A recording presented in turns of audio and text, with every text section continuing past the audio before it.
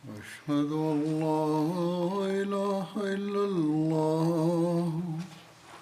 وحده لا شريك له وأشهد أن محمدا عبده ورسوله أما بعد فأعوذ بالله من الشيطان الرجيم بسم الله الرحمن الرحيم الحمد لله رب العالمين الرحمن الرحيم مالك يوم الدين إياك نعبد وإياك نستعين اهدنا الصراط المستقيم صراط الذين أنعمت عليهم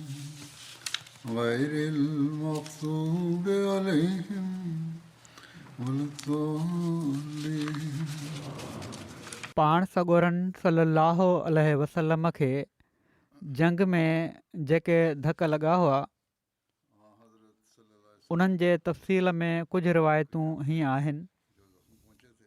हज़रत इब्न अब्बास जी रिवायत जे मुताबिक़ इन मौक़े ते पाण सॻोरनि सल्लल्लाहु अलैहि वसल्लम फ़रमायो इश्तद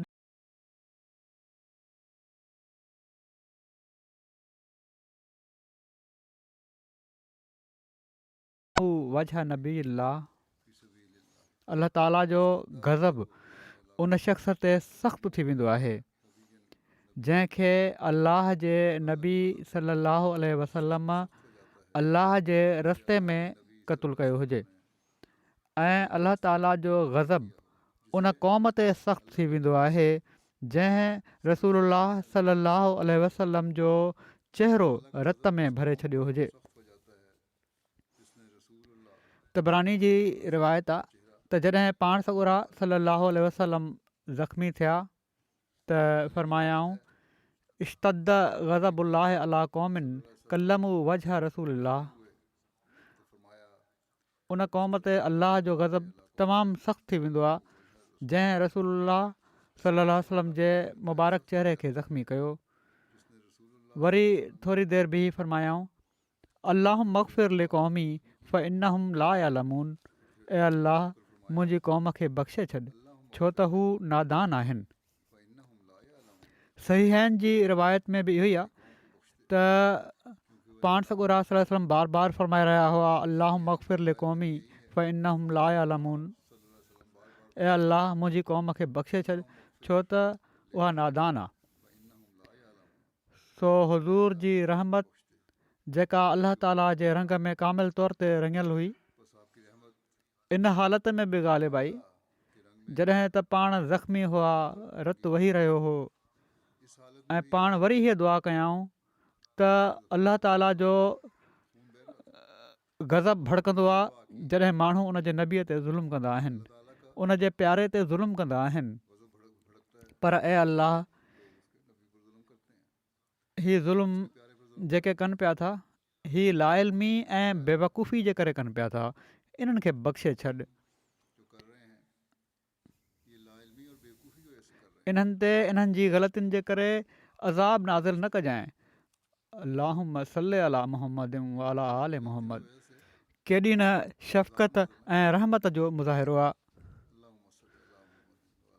सही बुख़ारी में हीअ रिवायत हीअं आहे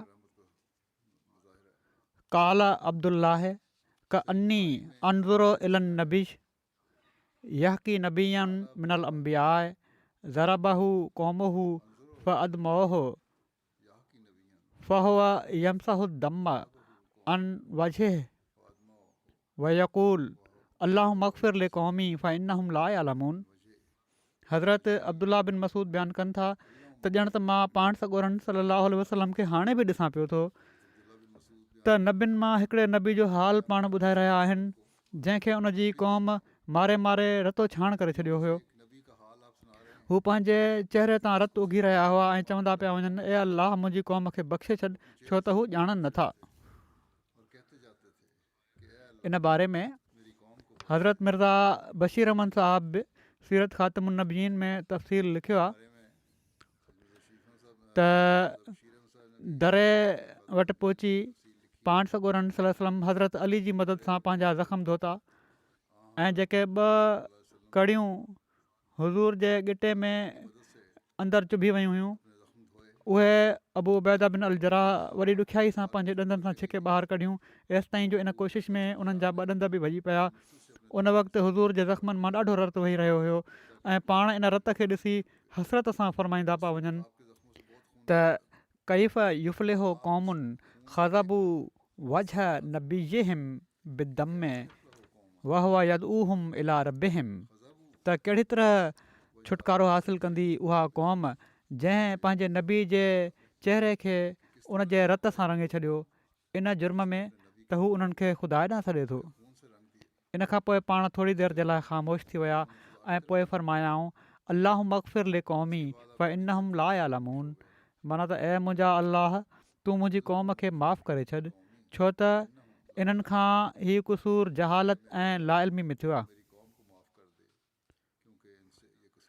रिवायत अचे थी त इन ई मौक़े ते हीअ क़ुरानी आयत नाज़िल थी त लईस लका मिनल अम्र शइ, माना त अज़ाब ऐं अफ़व जो मामिलो अलाह जे हथ में आहे, इन सां तोखे को सरोकार न आहे। ख़ुदा जंहिंखे वणंदुसि माफ़ु करे छॾींदो ऐं जंहिंखे वणंदुसि अज़ाब ॾेई छॾींदो।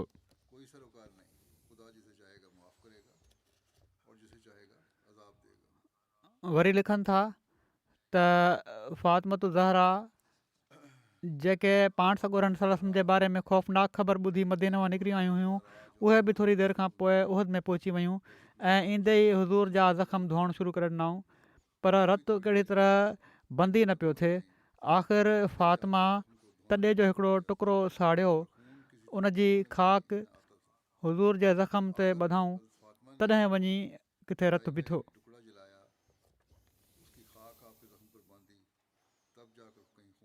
ॿियनि औरतुनि बि इन मौक़े ते ज़ख़्मी असहाबिन जी ख़िदमत करे सवाबु हासिलु कयो।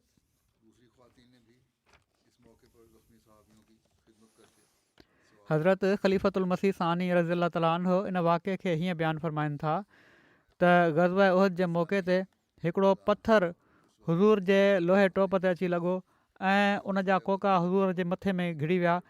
पाण बेहोश थी उन्हनि असहाबनि जे लाशनि ते वञी किरिया जेके हुज़ूर जे चौधारी विढ़ंदे शहीद थी चुका हुआ ऐं उनखां पोइ कुझु ॿियनि असहाबनि जा लाश हुज़ूर जे अतहर जिस्म ते वञी किरिया ऐं माण्हुनि सम्झो त पाण मारिजी विया आहिनि। पर जॾहिं हुज़ूर खे खॾ मां कढियो वियो ऐं हुज़ूर खे होश आयो त पाण हीउ सोचियाऊं ई न त दुश्मन मूंखे ज़ख़्मी कयो आहे, मुंहिंजा ॾंद भञी छॾिया अथनि ऐं मुंहिंजे अज़ीज़नि ऐं रिश्तेदारनि ऐं दोस्तनि खे शहीद करे छॾियो अथनि। ऐं पर पाण होश में ईंदे ई दुआ कयाऊं त रब्बिग़फ़िर लि क़ौमी फ़ इन्नहुम ला यअलमून, मुंहिंजा रब ही माण्हू मुंहिंजे मक़ाम खे सुञाणे न आहिनि सघिया, तंहिं करे तूं हिननि खे बख़्शे छॾ ऐं हिननि जे गुनाहनि खे माफ़ु फ़रमाए छॾ। उहद में फ़रिश्तनि जो हाज़िर थियणु ऐं उन्हनि जे लड़ाई करण जे बारे में बि ज़िक्र मिले थो। साद बिन वक़ास बयानु कनि था त मां उहद जे ॾींहुं रसूलुल्लाह सल्लल्लाहु अलैहि वसल्लम जे साॼे ऐं खाॿे 2 माण्हू ॾिठा। उन्हनि खे अछा कपिड़ा पहिरियल हुआ, तमामु सख़्तु जंग करे रहिया हुआ। मां उन्हनि ॿिन्ही खे न इन खां पहिरियां कॾहिं ॾिठो हुयो ऐं न बाद में ॾिठो, माना त जिब्राईल अलैहिस्सलाम ऐं मीकाईल अलैहिस्सलाम। ऐं इन खे बहकी रिवायत कयो आहे, पोइ मुजाहिद रिवायत कयो आहे, फ़रमाइनि था फ़रिश्तनि सिर्फ़ु बदर जे ॾींहुं लड़ाई कई हुई।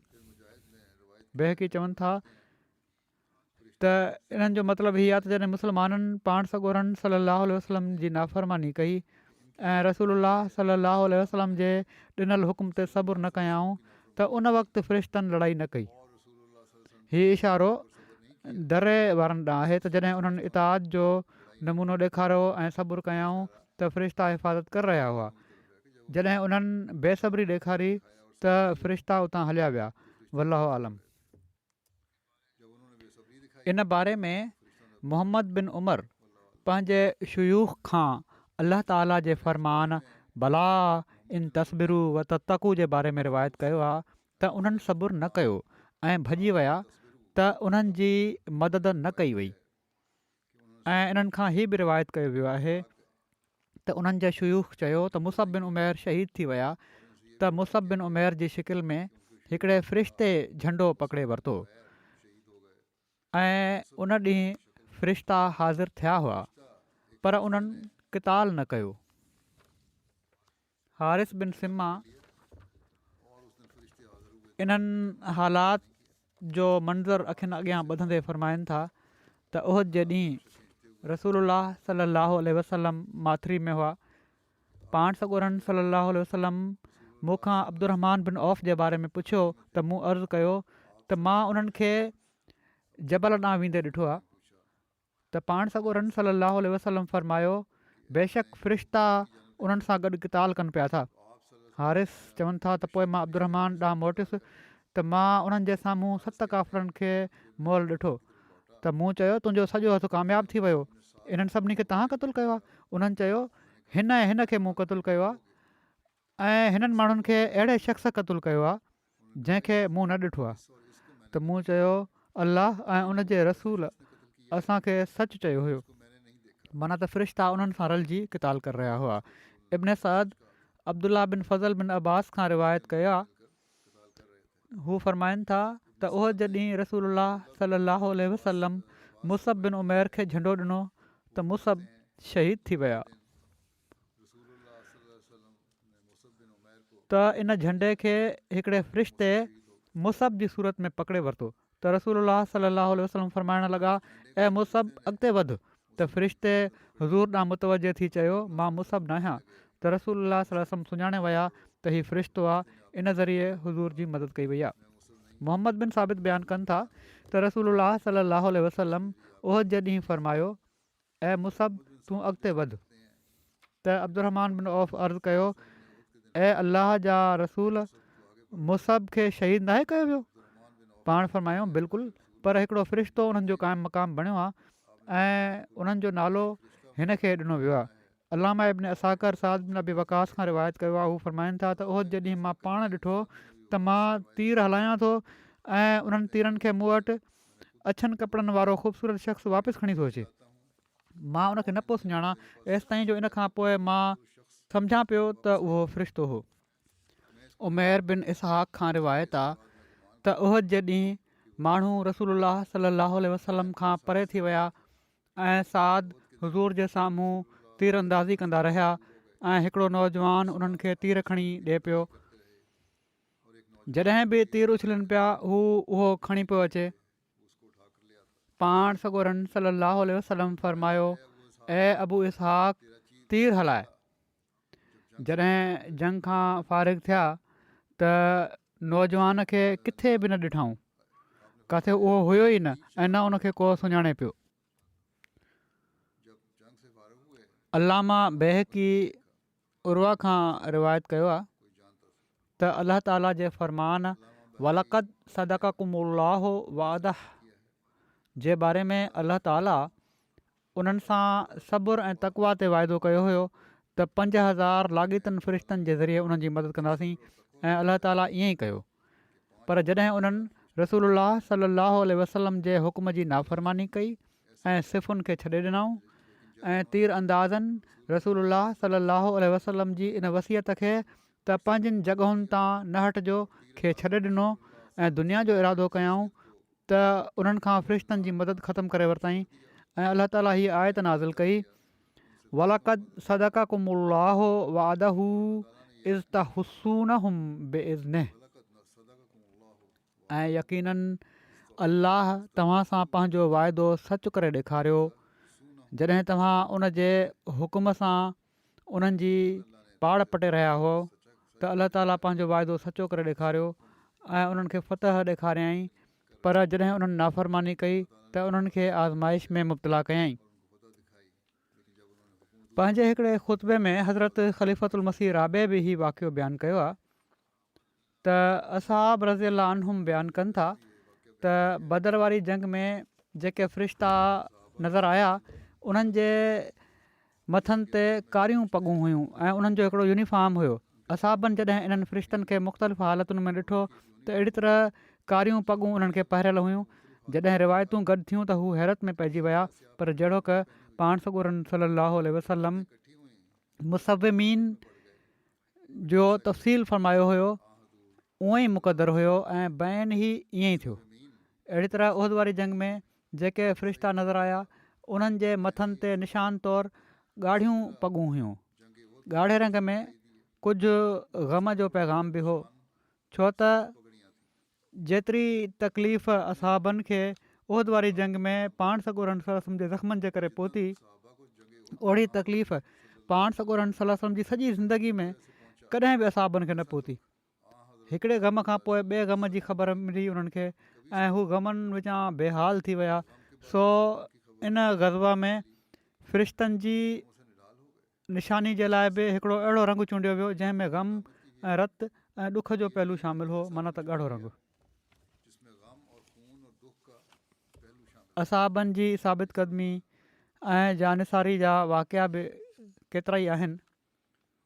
कहिड़ी तरह उन्हनि पाण सॻोरन सलाहु वसलम जी हिफ़ाज़त में पंहिंजूं जानियूं क़ुर्बान कयूं।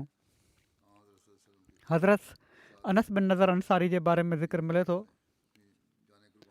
हज़रत अनस बयानु कयो त मुंहिंजा चाचा हज़रत अनस बिन नज़र बदर जी लड़ाई में शरीक न थी सघिया हुआ, त उन्हनि अर्ज़ु कयो, या रसूलल्लाह सलाहु वसलम, मां पहिरीं जंग में मौजूदु न हुउसि जेका तव्हां मुशरिकनि सां विढ़ी।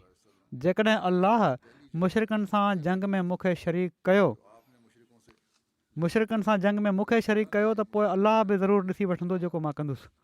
सो जॾहिं उहद जो ॾींहुं आयो ऐं मुसलमान जंग जे मैदान मां हटी विया त उन्हनि अर्ज़ु कयो, ए अल्लाह, जेको हिननि कयो आहे मां तुंहिंजे अॻियां इन जी माज़रत थो कयां। इन्हनि जो मतिलबु हुयो त उन्हनि जा जेके साथी हुआ, माना त जेके मुस्लमान हेॾे होॾे थी विया हुआ, पोइ चयाईं त मां तुंहिंजे हुज़ूर बेज़ारी जो इज़हार कयां थो उन खां जेको उन्हनि कयो आहे। इन्हनि जो मतिलबु हुयो त मुशरिकनि जेको कयो आहे। पोइ हू अॻिते वधिया त हज़रत साद बिन मुआज़ उन्हनि खे साम्हूं मिलिया। उन्हनि चयो, ए साद बिन मुआज़, जन्नत। पोइ चयऊं त नज़र जे रब जो कसम, मूंखे त उहद तरफ़ां उन जी ख़ुशबू पई थी अचे। हज़रत साद अर्ज़ु कयो, या रसूलल्लाह सलाहु वसलम, पोइ जेको कुझु उन्हनि कयो मां न करे सघियुसि।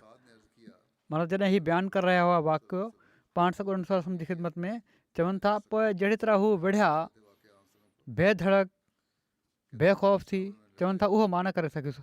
हज़रत अनस बयानु कयो त असां ॾिठासीं त उन्हनि जे जिस्म ते 80 खां कुझु वधीक तलवार जा ज़ख़्म हुआ या नेज़े जा ज़ख़्म या तीरनि जा ज़ख़्म, ऐं असां उन्हनि खे ॾिठोसीं त पाण शहीद थी चुका हुआ ऐं मुशरिकनि हिननि जो मुसलो कयो हुयो। उन्हनि खे को न सुञाणे सघियो सवाइ उन्हनि जी भेण जे। उन्हनि जी आङुर जे संध मां हज़रत अनस खे उन्हनि सुञातो। हज़रत अनस बयानु कयो त असां सम्झूं पिया या चयूं त असां हीउ ख़्यालु कयूं पिया त हीअ आयत हिननि जे बारे में लथी आहे ऐं हिननि जहिड़नि ॿियनि जे बारे में त मिनल मोमिनीन रिजालुन सदक़ू मा आहदुल्लाह अलैहि। इन्हनि मोमिननि मां कुझु अहिड़ा माण्हू आहिनि जिन उन वाइदे खे जेको उन्हनि अलाह सां कयो हुयो सचो करे ॾेखारियो।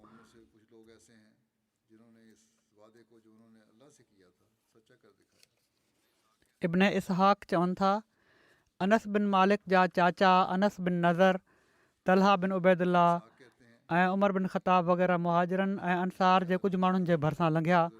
हीअ माण्हू वेठा हुआ। अनस उन्हनि खे चयो, तव्हां माण्हू छो वेठा आहियो? उन्हनि चयो, रसूलुल्लाह सलाहु वसलम त क़तलु थी विया।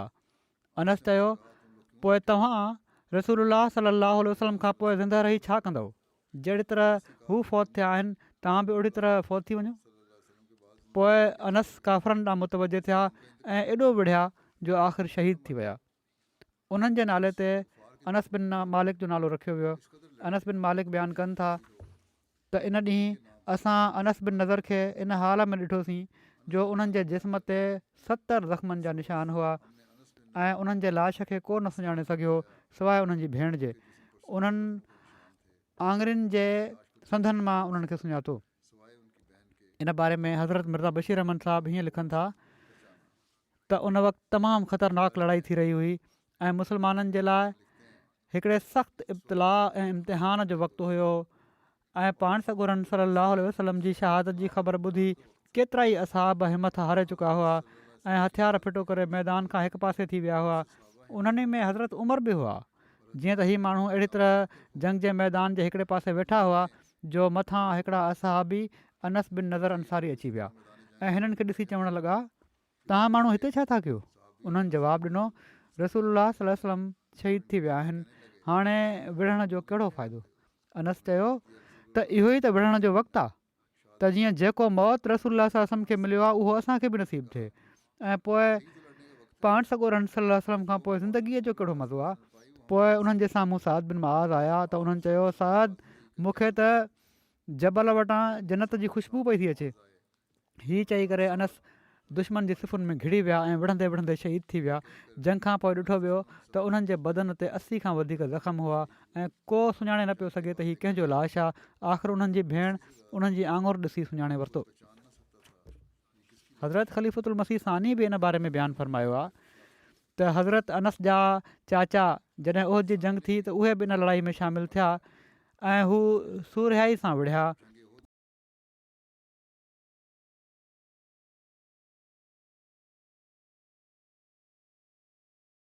थी ऐं फतह खां पोइ मुस्लमान दुश्मन खे क़ैदी बनाइण ऐं उन्हनि जो माल असबाब गॾु करण में मशगूल थी विया। नादान दुश्मन इन जो नालो लुट मार रखे थो। हज़रत मुस्लिम फ़रमाइनि था जॾहिं हीअ जंग ख़तमु थी गनीमत जो माल गॾु करे रहिया हुआ त दुश्मन इन जो नालो लुट मार रखंदो आहे। हालांकि हीअ लुट मार नाहे हूंदी ऐं पर दुश्मन खे कमज़ोर करण जो हिकिड़ो ज़रियो हूंदो आहे। बहरहाल उन्हनि सम्झो त हाणे मुंहिंजो फ़र्ज़ु पूरो थी वियो आहे। उन्हनि खे बुख लॻल हुई ऐं कुझु खजूरूं उन्हनि वटि हुयूं। हू जंग जे मैदान खां पोइते हटी फतह जी ख़ुशी में हेॾे होॾे घुमणु लॻा ऐं खजूरूं खाइणु लॻा। खजूरूं खाईंदा पिया वञनि ऐं चकर हणंदे हणंदे हू हिकिड़े पासे आया त उन्हनि ॾिठो त हिकिड़ो पथर आहे जंहिं ते हज़रत उमर वेठा रोअनि पिया था। हू हिननि खे ॾिसी हैरान थी विया त अॼु त खिलण जो ॾींहुं आहे, ख़ुशि थियण जो ॾींहुं आहे, मुबारकुनि जो ॾींहुं आहे। अहिड़े मौक़े ते हीअ रोअनि छो था पिया? जीअं त हू हज़रत उमर सां मुखातिबु थिया ऐं उन्हनि खे चयऊं त भाऊ अॼु त ख़ुशी जो ॾींहुं आहे, अलाह ताला मुस्लमाननि खे फ़तह ॾिनी आहे ऐं तूं हिन वक़्तु रोए पियो थो।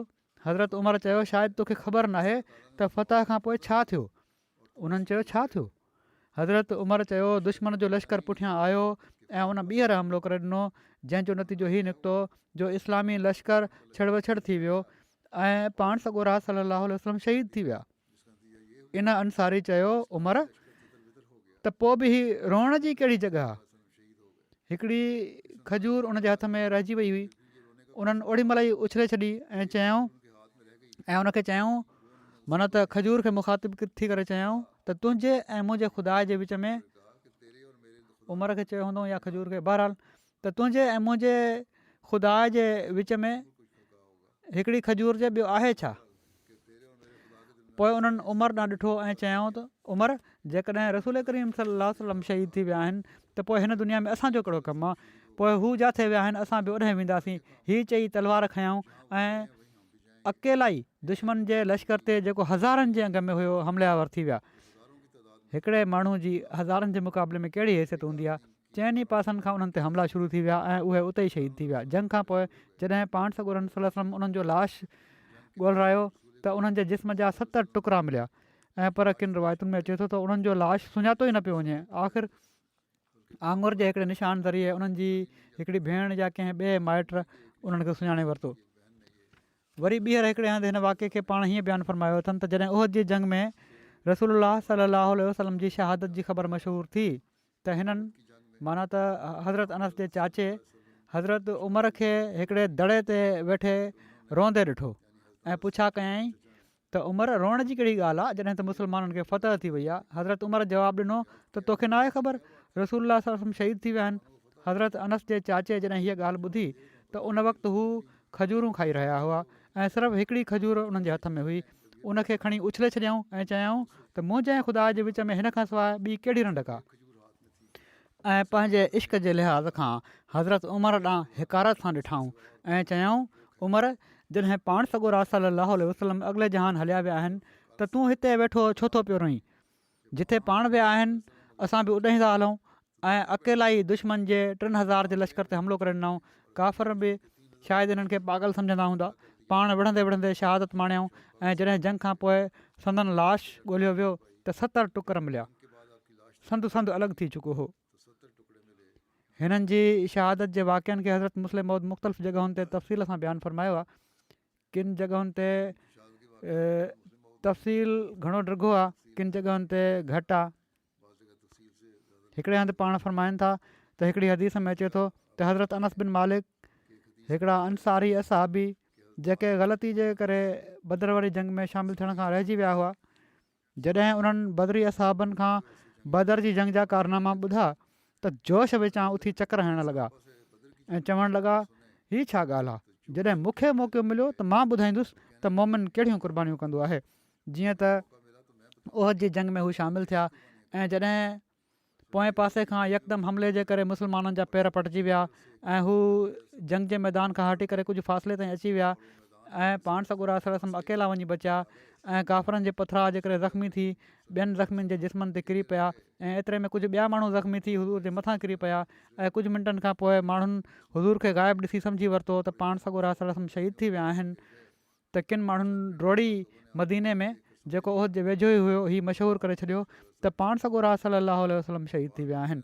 हीअ ख़बर उन्हनि माण्हुनि ते बि जेके जंग जे मैदान खां सिर्फ़ु थोरे मुफ़ासिले ते पहुते हुआ विझ वांगुरु किरी पई।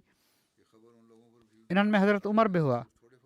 हू हिकिड़े वॾे पथर ते वेठा रोई रहिया हुआ जो मालिक बिन अनस जंग खां पहिरियां मानी न खाधी हुई ऐं 2-3 खजूरूं खाईंदे उन्हनि जे भरिसां लंघिया ऐं छो त हू उन वक़्तु जंग जे मैदान मां आया हुआ जॾहिं त मुस्लमान फ़ातह थी चुका हुआ ऐं काफ़र शिकस्त खाई चुका हुआ ऐं हज़रत उमर उन वक़्तु जंग जे मैदान मां आया हुआ जॾहिं त पोएं पासे खां दुश्मन ॿीहर हमलो कयो हुयो ऐं पाण सॻुरा सलाहु वसलम ज़ख़्मी थी किरी पिया हुआ ऐं किन असाबनि सम्झी वरितो त पाण शहीद थी विया आहिनि, तंहिं करे पाण रोई रहिया हुआ। माना त हज़रत उमर उन वक़्तु रोई रहिया हुआ ऐं मालिक ख़ुशि हुआ त असांखे फ़तह नसीब थी चुकी आहे।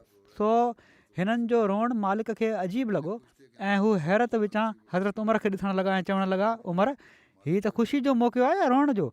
अलाह ताला मुस्लमाननि खे फ़तह ॾिनी आहे, असांखे त ख़ुशी मल्हाइणु घुरिजे। हज़रत उमर मुंहुं मथे करे उन्हनि ॾांहुं ॾिठो ऐं चयईं, मालिक शायदि तोखे मालूम न आहे त बाद में जंग जो नक्शो मटिजी वियो, दुश्मन जबल पुठियां अची ॿीहर हमिलो करे ॾिनो ऐं ओचिते हमले जो ताब न आणे इस्लामी लश्कर विकिरी वियो ऐं पाण सॻुरा सलाहु वसलम शहीद थी विया। उन वक़्तु मालिक जे हथ में आख़िरी खजूर हुई। उन्हनि खजूर ज़मीन ते उछली ऐं चयऊं त मुंहिंजे ऐं मुंहिंजे महबूब जे विच में सवाइ हिन खजूर जे ॿियो छा हाल आहे? पोइ हज़रत उमर खे ॾिठऊं ऐं चयऊं त जेको कुझु तूं चईं थो जेकॾहिं उहो सच आहे त पोइ बि रोअण जो मौक़ो न आहे। असांखे बि ओॾे वञण जी तयारी करणु घुरिजे जाॾे असांजो महबूब वियो आहे। हीअ चई तलवार म्याण मां कढियाऊं ऐं दुश्मन जे वॾे अंबूह ते हमिलो करे ॾिनऊं। अकेलो माण्हू भला सवें माण्हुनि जो कहिड़ो मुक़ाबिलो करे सघे थो? थोरी देरि में टुकर टुकर थी उन्हनि जो जिस्म ज़मीन ते विकिरी वियो ऐं जॾहिं ख़ुदा ताला वरी मुस्लमाननि खे ग़लबो ॾिनो ऐं पाण सॻुरनि सलम फरमायो मालिक बिन अनस खे ॻोल्हियो त हू किथे आहिनि, त माण्हुनि अची ख़बर ॾिनी त उन्हनि जी त किथे बि ख़बर नथी पए। पोइ पाण उन्हनि जी ॻोल्हा जो वरी हुकुम ॾिनऊं। एतिरे में उन्हनि जी भेण मदीने मां हीअ ख़ौफ़नाक ख़बर ॿुधी त पाण सॻुरा सलम शहीद थी विया आहिनि, डुड़ंदे मैदान में पहुती ऐं आख़िर हिकिड़े हंधि उन हिकिड़े लाश जा टुकड़ा ॾिठा। जन टुकड़नि मां हिकिड़ी आङुर ज़रिए उन सुञाणे वरितो त हीअ मुंहिंजे भाउ मालिक जो लाश आहे ऐं पाण सॻुरनि सलम खे ख़बर ॾिनई। हीअ हुयो रसूलुल्लाह सलम जे असहाबनि जो इश्क़ रसूल। हीअ ज़िक्र हले पियो थो अञा, इनशा अल्लाह आइंदा बि थींदो।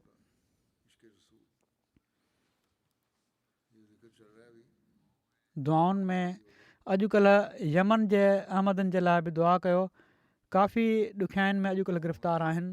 अहिड़ी तरह मुस्लिम उमत जे लाइ बि दुआ कयो। अलाह ताला उन्हनि में बि एको ऐं वहदत पैदा करे ऐं अक़ुल ऐं सम्झ ॾिए। दुनिया जे उमूमी हालात जे लाइ बि दुआ कयो। तमामु तेज़ीअ सां जंग ॾांहुं वधे पई थी।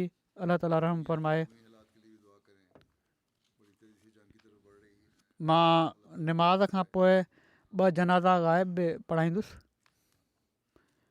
पहिरियों जनाज़ो आहे जंहिंजो ज़िक्र कंदुसि उहे मुकरम हाफ़िज़ डॉक्टर अब्दुल हमीद गमांगा साहिबु नाइब अमीर सेरालून आहिनि। हीअ 13 जनवरी ते थोरी बीमारी खां पोइ 45 सालनि जी उमिरि में रज़ा अलाह जी फ़ौत थी विया। इना लिल्लाहि व इना इलैहि राजिऊन। मरहूम अलाह ताला जे फज़ुल सां मूसी हुआ। मूसा मेवा साहब अमीर जमात सेरालून लिखनि था त डॉक्टर कमांगा साहब सेरालून में सभिनी खां वधीक वसियत जो चंदो ॾियण वारा हुआ। चवनि था जॾहिं ख़ाकसार माण्हुनि खे नई जलसागाह जे लाइ जॻह ख़रीद करणु ऐं इन जे लाइ माली मदद जी अपील कई त डॉक्टर साहब सभिनी खां वधीक रक़म जो वाइदो कयो ऐं पंहिंजी वफ़ात खां पहिरियां $10,000 अमरीकन डॉलर डोनेशन तौरु ॾिना। डॉक्टर साहब नुसरत जहां स्कीम तहत 5 साल जो वक़फ़ कयो हुयो। उन्हनि जी मुक़ररी थी हुई नाइजेरिया में, पर अञा कारवाई थी रही हुई, कागज़ मुकमिल न थिया हुआ। इन अरसे में उन्हनि खे असांजे हिकिड़े पाकिस्तानी डॉक्टर जे वञण जे करे फ्री टाउन जे इस्पताल में ख़िदमत जी तौफ़ीक़ मिली ऐं वॾी महिनत सां उन्हनि उते कमु कयो। ऐं इन अरसे दौरान उन्हनि खे इस्पताल मां पंहिंजे हिसे जी जेतिरी बि रक़म मिली उहा उन्हनि इस्पताल खे अतियो करे छॾी ऐं इस्पताल जी तज़ीन मरम्मत जो कमु करायऊं। हीअ रक़म लोकल करंसी में 2 लख लियोन बणिजे थी। ख़िलाफ़त सां ॾाढी मुहबत हुअनि। हिननि जी ज़िंदगी जो सभिनी खां वॾो अफ़सोस जंहिंजे करे हू अफ़सोस कंदा हुआ इहो ई हुयो त ख़लीफ़े वक़्त सां मुलाक़ात न थी सघी। मूंसां मुलाक़ात जी ॾाढी कोशिशि कयऊं पर हिननि खे वीज़ा न मिली। 2 दफ़ा कोशिशि कयऊं। मेडिकल सर्विस दौरान ज़रूरतमंद मरीज़नि जो मुफ़्त इलाजु कंदा हुआ। केतिरा ई अहमदी शागिर्द जंहिंजा वालदेन उन्हनि जी कॉलेज फ़ी ॾेई न सघंदा हुआ, डॉक्टर साहब उन्हनि जी मदद कंदा हुआ। तमामु ईमानदार महिनती ॿियनि जी मदद करण वारा हुआ। हिननि जी शादी असांजा जेके हिते आहिनि टॉमी कालू साहबु उन्हनि जी नंढी भेण सां थी हुई, कादियाता कमांगा सां। हिननि जा 2 ॿार आहिनि नंढा, तक़रीबन 3-4 सालनि जो हिकिड़ो ऐं हिकिड़ो 2 सालनि जो आहे, धीउ ऐं हिकिड़ो पुटु। उतां जा मुरबी सईदुल हसन शाह चवनि था त केतिरनि ई ख़ूबियुनि जा मालिक हुआ जेके मां ज़ाती तौर ते ॼाणा थो। जॾहिं नवां अमीर बणिया मूसा मेवा साहब त उन्हनि जी टीम जी नुमाया शख़्सियत डॉक्टर गुमांगा साहबु हुआ। कीनिया में गायनाकोलॉजिस्ट जी स्पेशल डिग्री वठी सेरालून में आया हुआ। हिननि जी हिकिड़ी ख़ूबी हीअ हुई त अणथक महिनत कंदा हुआ, ॾींहुं राति महिनत कंदा हुआ ऐं ॻाल्हि बि विसरी वेंदी हुअनि त उन्हनि जा ॿार बचा बि इंतज़ारु करे रहिया हूंदा। क़ुर जा हाफ़िज़ बि हुआ ऐं तमामु सुहिणे आवाज़ में तिलावत कंदा हुआ। गुज़िरियल रमज़ान में हीअ चवनि था त हेडक्वाटर में तरावी जी नमाज़ बि हिननि पढ़ाई ऐं माण्हुनि खे ॾाढो मज़ो आयो। आजिज़ी बि डॉक्टर साहब जी हिकिड़ी नुमाया वसफ़ हुई। हमेशह मुरकंदड़ चहिरे सां मिलंदा हुआ ऐं पंहिंजी बीमारी ऐं तकलीफ़ खे लिकाए रखंदा हुआ। सफ़ीर अहमद साहब मुरबी आहिनि, चवनि था डॉक्टर साहब केतिरनि ई ख़ूबियुनि जा मालिक हुआ, इलाइक़े में सुठी शोहरत जा हामिल हुआ। अलाह ताला हिननि जे हथ में शिफ़ा बि रखी हुई। माण्हू हुननि खां इलाजु कराइण लाइ ईंदा हुआ। जिस्मानी इलाज सां गॾोगॾु पाण उन्हनि जो रूहानी इलाज बि कंदा हुआ ऐं उन्हनि खे सिलसिला आलिया अहमदिया जी तालीमात खां आगाह कंदा हुआ। मरहूम सोमो सलाद जा पाबंद तहजिद पढ़ंदड़ हुआ। चंदनि जी अदायगी टाइम ते कंदा हुआ। जमायती कमनि जे लाइ पंहिंजा दुनिया जा कम छॾे सिलसिले जे आवाज़ ते फ़ौरी लबैक चवंदा हुआ। जमायती उहिदेदारनि ऐं मुरबियुनि जो ॾाढो एतिराम कंदा हुआ। जुमे जी नमाज़ जो ख़ासि एहतमाम कंदा हुआ ऐं सभई मसरूफ़ियतूं छॾे पोर्ट लोगो जी मस्जिद में जुमो पढ़ण जे लाइ ईंदा हुआ।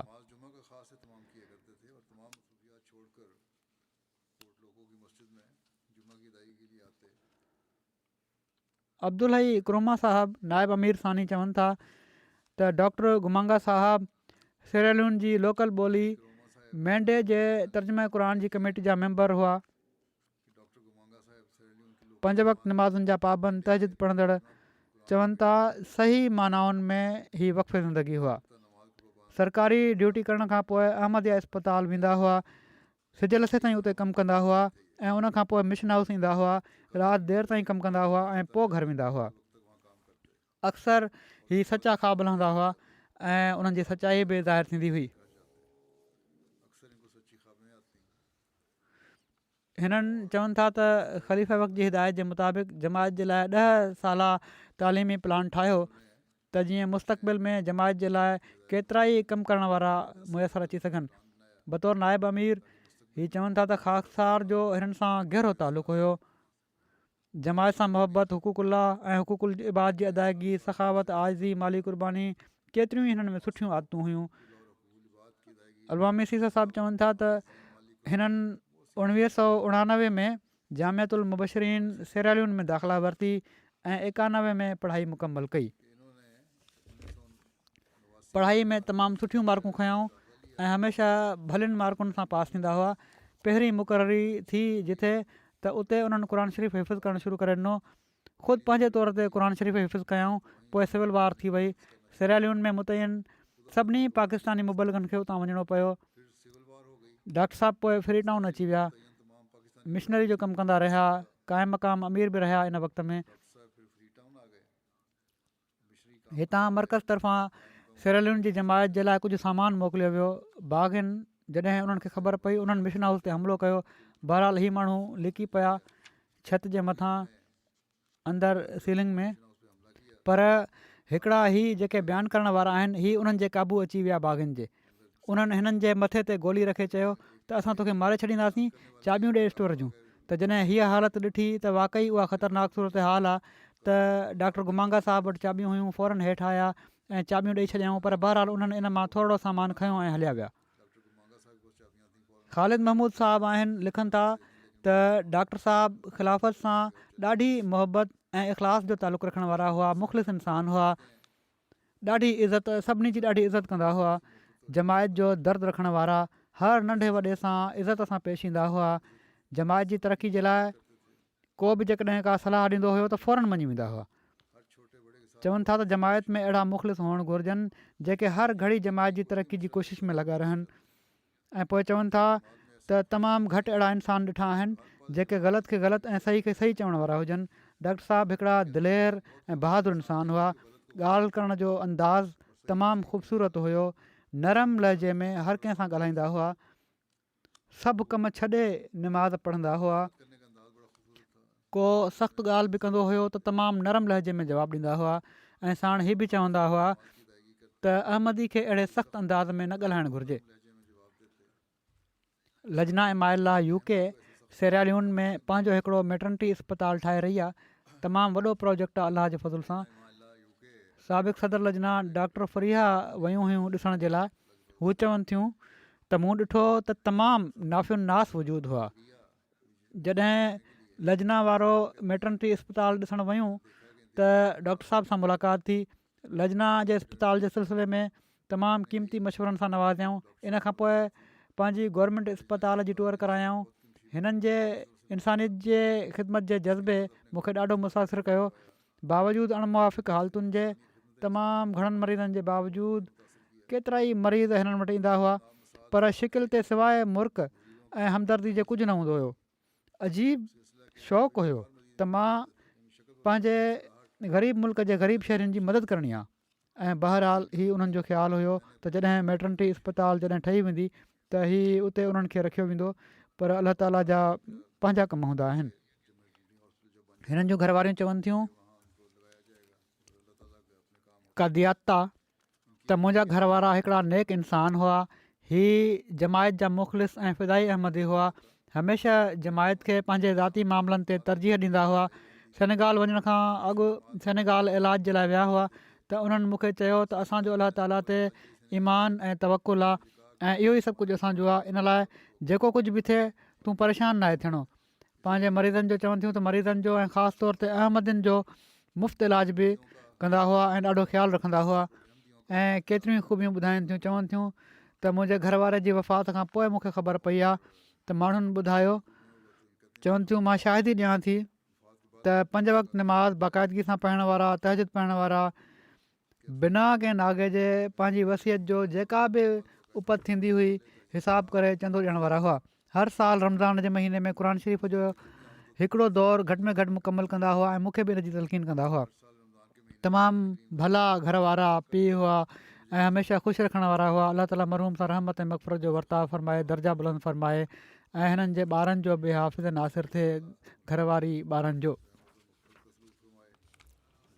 ॿियो ज़िक्र आहे ताहिरा नज़ीर बेगम साहिबा, जेका ताहिरा रशीदुद्दीन चवाईंदियूं हुयूं। चौधरी रशीदुद्दीन साहब मुरबी सिलसिला जूं घरवारियूं, हीअ बि कुझु ॾींहं पहिरियां हिननि जी वफ़ात थी आहे। इन्ना लिल्लाहि व इन्ना इलैहि राजिऊन। अलाह ताला जे फज़ल सां मूसिया हुयूं।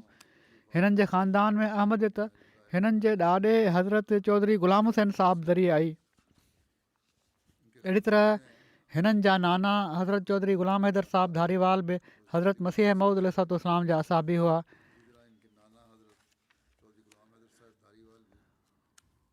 हिननि जो निकाह जहिड़ो की मूं चयो चौधरी रशीदुद्दीन साहब जूं घरवारियूं हुयूं। डिसंबर 58 में हिननि जो निकाह मौलाना जलालुद्दीन साहब शम्स हज़रत मुस्लिह मऊद रज़ी ताला अन्हु जी मौजूदगी में पढ़ियो हुयो। उन्हनि दुआ कराई हुई हज़रत मुस्लिह मऊद।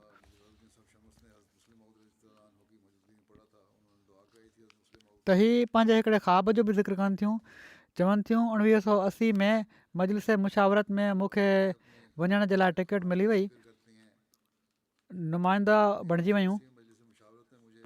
हज़रत ख़लीफ़तुल मसीह सालिस रहमतुल्लाह ताला बि मुशावरत में शामिलु हुआ। मजलिस में असाबनि ते ई बहस थी रहियो हुयो त केरु असाबनि में शामिलु आहे ऐं केरु न उमिरि जे लिहाज़ खां।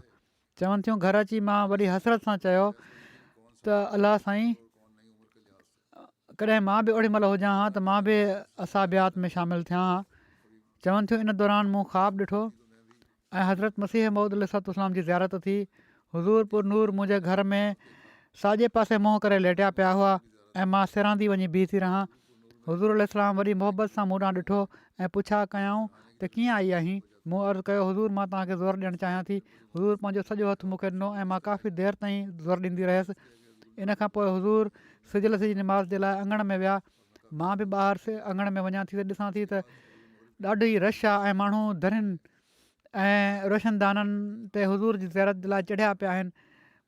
उन्हनि खां पुछां थी तव्हांखे कीअं ख़बर पई त हुज़ूर मुंहिंजे घरु आहिनि। उन्हनि चयो बसि तुंहिंजे घरु अचनि ऐं असांखे ख़बर न पए, हीअ कीअं थो थी सघे। त चवनि थियूं त का बेजी आहे हिननि जी चक 37 वारी, उहे मानी पचाए रहियूं हुयूं। उन्हनि खे मूं चयो त सॾु करे त मानी पचाइणु छॾु, हुज़ूर असांजे घरु आया आहिनि, हज़रत मसीह मऊद अलैहिस्सलाम, उन्हनि खे अची ॾिसो। ऐं इन खां पोइ चवां थी त शूरा में त चवनि पिया त हुज़ूर खे ॾिसण सां असाबनि में शामिलु थी वेंदा आहिनि। मुंहिंजे घरु त हुज़ूर 2 ॾींहं ऐं हिकिड़ी राति तरसिया आहिनि त मां त असाबनि में शामिलु थी वई आहियां। त चवनि थियूं त अलाह ताला जो तमामु घणो शुकुरु आहे, कहिड़ी तरह अदा कयां। हिननि जा पुट डॉक्टर अलीमुद्दीन आहिनि, हिते ई रहनि था आयरलैंड में, नेशनल सदर बि रहिया आहिनि, अॼुकल्ह हिते आहिनि। हीअ चवनि था त अलाह ताला असांजी वालदा खे तमामु घणियुनि ख़ूबियुनि सां नवाज़ियो हुयो। उन्हनि में नुमाया तौर ते तालुक़ बिल्लाह, अलाह ताला सां ज़ाती तालुक़ ऐं इश्क जो तालुक़ु हुयो ऐं अलाह ताला तरफ़ां अता कयल क़बूलियत दुआ जूं सिफ़तूं काफ़ी नुमाया हुयूं, ॼण त रोया ऐं कशफनि वारियूं हुयूं। ख़िलाफ़त अहमदिया सां ज़ाती इश्क ऐं मोहबत हुई जेका सॼी ज़िंदगी नुमाया रही ऐं उनखे पंहिंजी औलाद में बि उन्हनि जारी रखण जी कोशिशि कई। पोइ चवनि था त नंढपण में असांजे घर में जन बुज़ुर्ग हस्तियुनि जो ज़िक्र थींदो हुयो, जन जो वालदा ज़िक्र कंदियूं हुयूं। उहे दुनिया जे लिहाज़ खां नुमाया उन्हनि जी हैसियत न हूंदी हुई ऐं पर ख़लीफ़ा हूंदा हुया या बुज़ुर्ग औरतुनि जा नाला नंढपण खां असांजे कननि में गूंजंदा रहिया ऐं उन्हनि सभिनी बुज़ुर्गनि खे वालदा साहिबा दुआ जे लाइ लाॻीतो चवंदियूं रहंदियूं हुयूं। हीअ न त पाण दुआऊं कंदड़ आहिनि त ॿियनि खे नाहे चवणो, पाण बि चवंदियूं हुयूं ॿियनि खे वञी। हीअ चवनि था त इन खां अलावा वालदा साहिबा जी शख़्सियत में जेका ॻाल्हि सभिनी खां नुमाया तौर ते नज़र अचे थी, उहा जमात जे लाइ गैरत हुई। हिकु दफ़ो असांजे घर अज़ीज़नि मां परे जे हिकिड़े माइट जमात जे बारे में के नामुनासिब लफ़्ज़ इस्तेमालु कया। आमतौर ते माण्हू चुप थी वेंदा आहिनि अहिड़ियूं ॻाल्हियूं ॿुधी, पर वालदा साहिबा फ़ौरन सख़्तु जवाबु ॾिनो। पहिरियां उन्हनि खे रोकियऊं, पोइ उन जी तसीह कयऊं ऐं ख़ानदान में ई ॾाढो मशहूरु हुयो त कंहिं बि अज़ीज़ सां विड़ी बि पवंदियूं पर जमायत जी गैरत ते सेक अचणु न ॾींदियूं। हिननि जा घर वारा चौधरी रशीदुद्दीन साहब 2 भेरा तबलीग जे मक़सद सां वक़फ़ा मुरबी हुआ, अफ्रीका विया। हीअ पाकिस्तान में रहियूं ऐं पूरी तरह पंहिंजे ॿारनि जी तरबियत जी कोशिशि कंदियूं रहियूं। चवनि था असांखे यादि आहे त असां जेके छोकिरा हुआसीं, असां भाइरनि जी ज़ाती दोस्तियुनि जी बि उन्हनि खे ख़बर हूंदी हुई त केरु माण्हू आहिनि, कहिड़ा छोकिरा आहिनि, ऐं हमेशह ई चवंदियूं हुयूं त पाड़े जे नेक ऐं सुठनि पढ़ण लिखण वारनि ॿारनि सां दोस्ती हुअणु घुरिजे, हर एर गैर सां न। पोइ चवनि था हिकिड़ी ॻाल्हि जंहिंजो मूं मुशाहिदो कयो त अक्सर हिननि जी दोस्ती उन्हनि औरतुनि सां हूंदी हुई जंहिंजो अलाह ताला सां मुहबत जो तालुक़ु हूंदो हुयो, ऐं पाण फरमाईंदियूं हुयूं त दुनियादारनि जी मजलिस में मूंखे मज़ो नाहे ईंदो, ऐं पर अहिड़नि माण्हुनि जी मैयत में मज़ो ईंदो आहे जेके सादा हुजनि ऐं दीन सां दिलचस्पी रखंदा हुजनि। हिननि जी धीउ ज़ुब्दा साहिबा चवे थी, 2 धीअरूं ऐं पर आबदा ऐं ज़ुब्दा, त असां जॾहिं खां होश संभालियो आहे, उमी खे तमामु इबादत गुज़ार, दुआऊं करण वारो, सभिनी सां सुठी तरह मिलण वारो ऐं ख़ुशि अख़लाक़ ॾिठो आहे। इबादत तमामु ख़ुशियूं सां कंदियूं हुयूं, नफ़िल ऐं तहजुद शौक़ सां पढ़ंदियूं हुयूं। जॾहिं को मसइलो दरपेश थींदो हुयो त पंहिंजे कमरे में बंदि करे दर खे केतिरी देरि ताईं सजदे में रहंदियूं हुयूं, ऐं वक़्फ़ ज़िंदगी में तंगदस्ती वग़ैरह जा हालात बि कॾहिं कॾहिं आया, पर वॾे हौसले सब्र ऐं वॾी कोशिशि सां अलाह ताला ते तवकुल कंदे उनखे बर्दाश्त कयऊं ऐं अलाह खां घुरंदी रहियूं।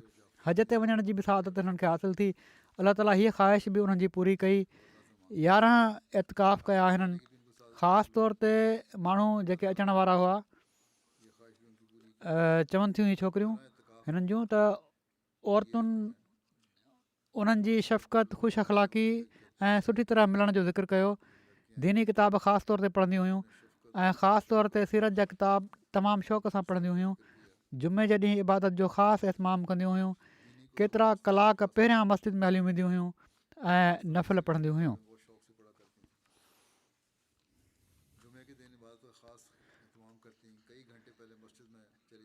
हिननि जा हिकिड़ा पुट सलीमुद्दीन साहब जेके आहिनि मुरबी आहिनि ऐं रबुआ में नाज़र मुरहम आहिनि अॼुकल्ह। उहे चवनि था त वालदा वक़फ़े ज़िंदगी जी घरवारी हुई ऐं निकाह जहिड़ो कमु ॿुधायो त जलालुद्दीन साहिबु शम्स पढ़ायो ऐं हज़रत मुस्लिम मौद दुआ कराई।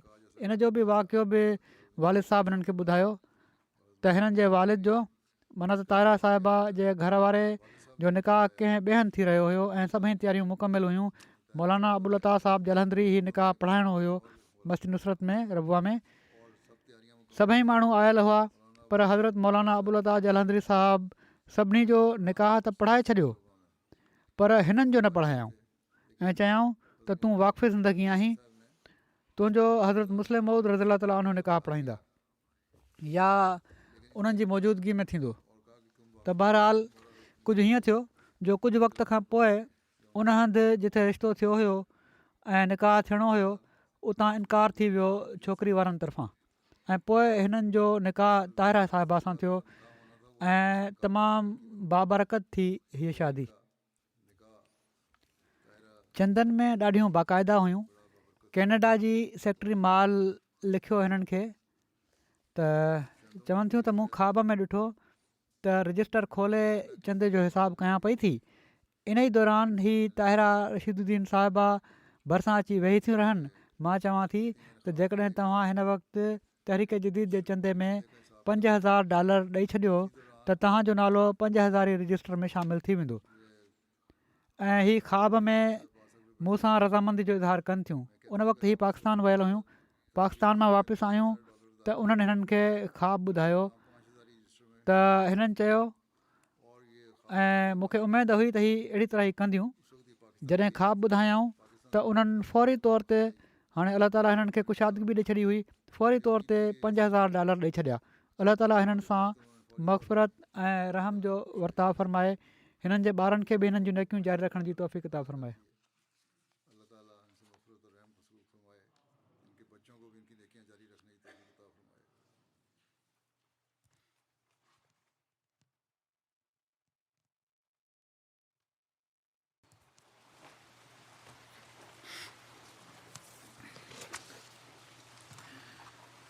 الحمد لله الحمد لله نحمده ونستعينه ونستغفره ونؤمن به ونتوكل عليه ونعوذ بالله من شرور أنفسنا ومن سيئات أعمالنا من يهده الله فلا مضل له ومن يضلل فلا هادي له ونشهد أن لا إله إلا الله ونشهد أن محمدا عبده ورسوله عباد الله رحمكم الله إن الله يأمر بالعدل والإحسان وإيتاء